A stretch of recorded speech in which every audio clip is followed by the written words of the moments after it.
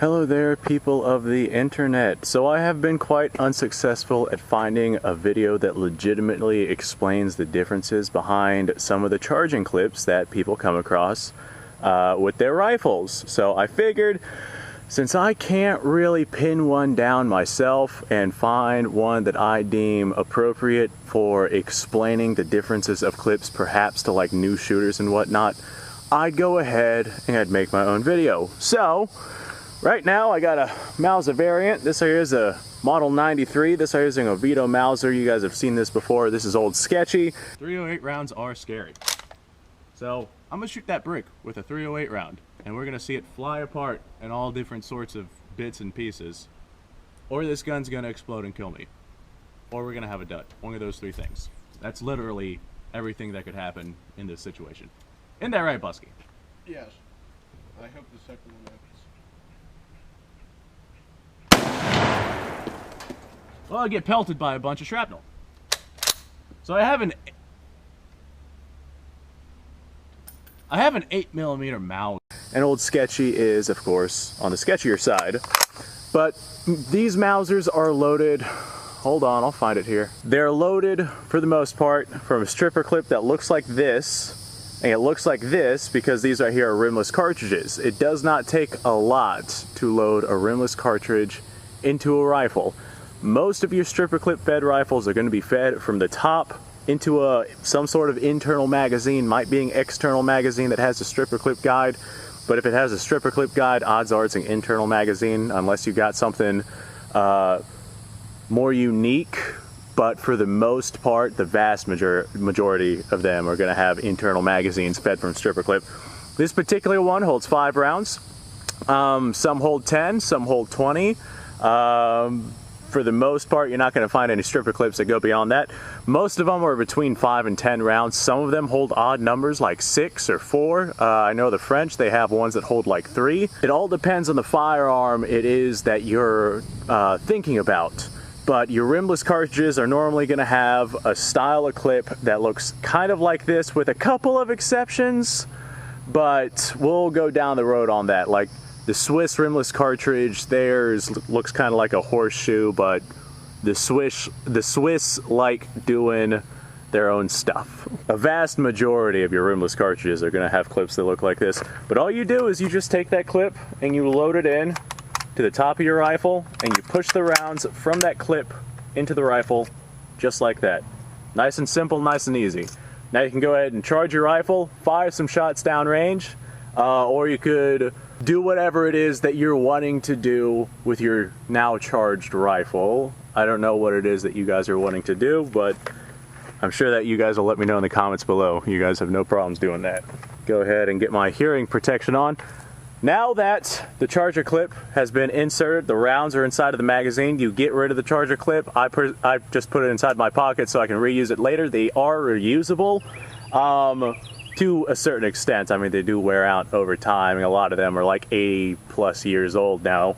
If you get some people that are like competition shooting with bolt action rifles, a lot of times they'll just like ram their rifle through or ram their bolt through the clip and send the clip flying as they charge around. It is faster, but I like saving my clips myself. So now that I have a charged rifle, I close the bolt on a round, and now I just proceed to fire it like I would having single loaded the rifle. Now, after having fired the rifle, it is a bolt action rifle. If you're unfamiliar with bolt action rifles, you don't have to put another clip in. I've actually had somebody ask me that before. You don't have to put another clip in and charge more rounds into it. You have 5 rounds. There's 5 rounds in that clip. So you cycle the bolt 5 times before you run out of ammunition. In my particular case, I'll go ahead and just run it a little bit slower than I normally would, just for the sake of this video, so I can continue to explain certain things. But bolt action rifles can be run pretty fast, especially if you have yourself several stripper clips. You can just strip some in, fire off your 5 rounds or however much your magazine holds. Whenever you're out of that, you just strip in another, and you can keep going like that until you're out of ammunition. It's actually kind of interesting, an interesting anecdote. The British actually fired their rifles so fast against the Germans, despite the fact that they were bolt-action rifles. The Germans believed that they were being fired upon by machine guns. So if you get yourself somebody with a bolt-action rifle that really knows what they're doing, you know how to charge it really quickly, how to fire it and cycle it really quickly, these can be some, you can lay down some serious firepower with one of these. Now, a lot of people like the bolt-action systems specifically because they're more traditional. People are more comfortable with them because they're not auto loaders. So if you fire off a round, you don't automatically have a rechambered active chamber. A lot of people that are gun owners just kind of grew up with bolt actions. They're more comfortable with them. But even these people that are comfortable with bolt actions don't necessarily know a lot about the stripper clips. That's why I'm showing you guys. You know, I'm sure a lot of viewers on here know all there is to know about stripper clips, but I'm showing you guys the different things to look for with stripper clips. So for your rimless cartridges, they're definitely the easiest to load into your rifle. My target has disappeared at this point, so I might be able to hit it. I see a corner of it right there. No, I think that round was a little low. That target is very much slanted. I'm firing .308 ammunition through this thing. Some common rounds that you're going to find loaded from these stripper clips are 8mm, 7mm, both Mauser rounds. Pretty sure Argentine rifles fire from clips like that. Your old school Mauser rounds that were produced by the U.S. chamber in 30-06, those are a rimless cartridge. Those load from very similar clips. Obviously your .308, which is what this rifle here is chambered in. Technically I'm firing 7.62 NATO. Just to avoid blowing this gun up. But a vast majority of your charging clips that load rimless ammunition are going to look very similar to that. Now, there are plenty of rifles out there that load from rimmed cartridges, upon which the clips look just a hair different. This right here, for I'm sure a lot of people are going to notice, is the charging clip for a Mosin Nagant. This clip right here is difficult to use, but it's easier to use than like a .303 British clip, which is also a rimmed cartridge. Looks a lot like this, but with holes in it.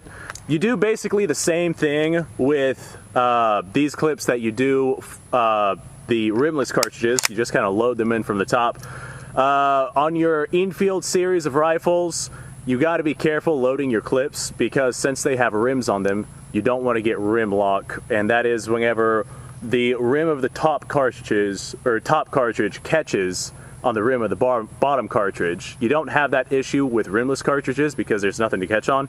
But in a system like the Mosin, and right here I've got my absolutely stunning M44. In systems like the Mosin, you don't really have to worry about that all that much just because there is a cutoff system in the magazine that prevents rounds from lodging into each other like that, so rim lock is less of an issue with the Mosin. They definitely make up for it though by having the stripper clips be quite challenging to load into the rifle. Definitely takes quite a deal more force and time and effort, especially these knockoff reproduction clips. Okay, I should go set up my target. Actually, I'm going to see if I can hit that thing from where I'm at. I mean, I can still kind of see the corner of it, but we'll see. I think I hit it. I didn't see it move very much, though. I see something smoking over there. What the hell did I hit to cause something to smoke like that? That was pretty cool, though.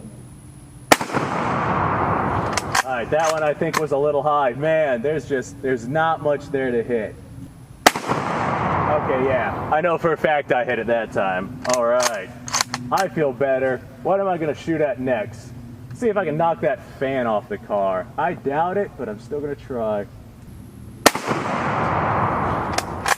Well, I definitely hit something. I see plenty of smoke over there. Okay, yeah. I could actually see the hole I made in the fan from that last round. That was pretty cool, but the fan's still standing, so I guess the fan gets to stand. All right, now another very common clip that you're going to see for rifles, but this is by far the least common, is going to be your end block clip. These load like right into the gun. For the most part, the clips I've showed you so far, they load ammunition into a magazine. Well, the clip itself actually loads into the magazine of a firearm whenever you're talking about end block clips. I will show that off using my M1 Garand here. This right here is one of the more popular end block clip using firearms besides the Carcano, and I'm only going to fire 4 rounds through it just because 30-06 is quite expensive and quite difficult to find right now. But the clip itself loads right into the rifle, unlike the other clips which you pull out of the rifle, put into your pocket, close the bolt, and then continue to shoot. Loading these end block clips, if it's not fully loaded, can be a little on the tricky side, but it is definitely doable. Now we have 4 rounds of 30-06 loaded, and I have no legitimate target to fire at. I might just light up the car with this stuff. So this has a semi-automatic, so that means I don't have to rack the bolts every time I want to fire. I can just pull the trigger. And at the end of that 4 rounds, that end block clip that I crammed into the magazine of this thing is gonna fly out of the gun. It makes a pinging sound. People love it. I know I love it. Let's go ahead and witness that ping. Let's see if I can manage to hit that fan again. Yep, I hit it. That was cool, man. I had my hand up here on the operating rod though, so I felt it slow itself down. Let me make sure I even chambered a round. Yep, we do in fact have a round chambered. Let's go ahead. Let's go ahead. Oh, I don't know. I'm gonna shoot the rusty grill that's on top of the car. Can't really tell it's a grill anymore, but trust me, that is in fact a grill. Well, it's been shot. It's smoking a bunch. Let's shoot, let's shoot. Oh, I don't want to waste 30-06. Let's shoot. Oh, I don't know. I see something on the car. I don't know what it is, but it's gonna get shot. Aha, look at that. We did not chamber around. I have the gas system inside of this rifle quite liberally open, and I have ammunition specifically designed for the M1 Garand here. So that's lower pressure ammunition inside of a rifle that has a gas system that is very liberally open. So we're bound to have malfunctions. Let me go ahead and send a round downrange now that I know that we are chambered. Well, like I said, I don't know what that was, but it's been shot. Look at that, didn't chamber this one either. I have 1 round left, and I feel like this round is special. I feel like it deserves more than to just be fired into a pile of garbage. Yeah, I'm gonna use this round to really sight in this M1 Garand. I have out there a piece of paper with a little blue X on it. I'm gonna go for the center of that X. I'm gonna see where exactly this Garand is hitting. All right. Now, despite the fact that we fired that last round, because the gas system in this thing is quite open, you'll notice the ping did not happen. My slide did not lock back. So that means that's good and bad. That's bad because we did not get to witness the firing ping of the Garand, but now we don't have to worry about the loud banging noise of the 30-06 as I audibly make the sound for you guys. Oh, that's nice. All right, I'm trying to find my 30-06 cases because they're good reloadable cases, but I don't see them. Is that them all the way over there? What the hell are they doing launching this way? Well, at least it fired consistently. It just fired at the 5 o'clock position. Very interesting. Maybe that's just because I have this like quite liberally undergassed. Very interesting. M1 Garand's supposed to fire at about the 3 o'clock position. That's why I was so confused I couldn't find my brass. Okay, well, we're gonna put you right back there. Okay, well, odds are if you watch this channel, you probably already know about these clips. You know what to look out for with them. The different kinds and types that there are. And this right here is just like a very brief overview of rimless charger clips, rim charger clips, and in-block clips. For the most part, there are different styles out there. Like, my God, the Swiss rifles, they look like something out of a steampunk universe. Anyway, hopefully you learned something. If you didn't know about these clips, then hey, maybe you did actually learn something. Maybe my efforts and ammunition expenditure was not for nothing, although I know for a fact it wasn't for nothing, because boy, I sure had fun with it. Anyway, folks, if you have anything to add, put it in the comments down below. If it is significant enough, then I will make sure that people see it if I end up needing the information to answer a question. That being said, thanks for watching. Subscribe to the channel for more. I do this stuff all the time. If you like the video, because that definitely helps out with the algorithm. The description down below has all sorts of goodies and links and all sorts of stuff. Go check that out. That being said, it's hot out here. I'm gonna go grab me a tall glass of water, and I only found 3 of my 4 rounds that I fired for the 30-06. I'm gonna see if I can find that other round. I had 3 like laying on top of each other, and then the 4th one, which actually cycled, I have no idea where it ran off to. It might be, you know, in orbit for all I know. Definite possibility whenever you're talking about the M1 Garand. Anyway, folks, I'm rambling, as I always do. Thanks for watching. Go off, have yourself a fantastic day.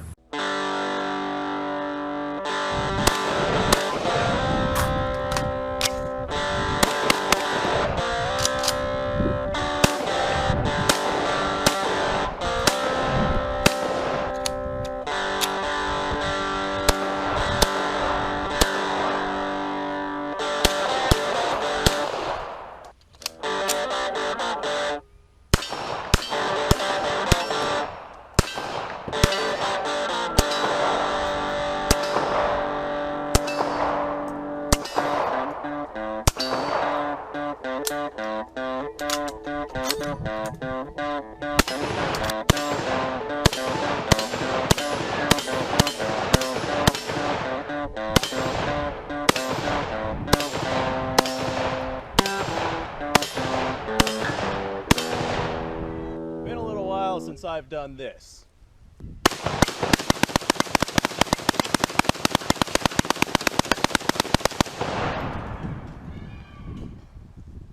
Bonnie and Clyde be damned. The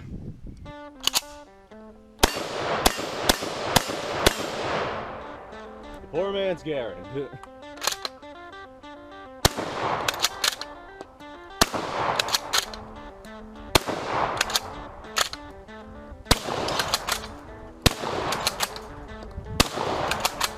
It's a shame that bolt-action shotguns aren't more mainstream.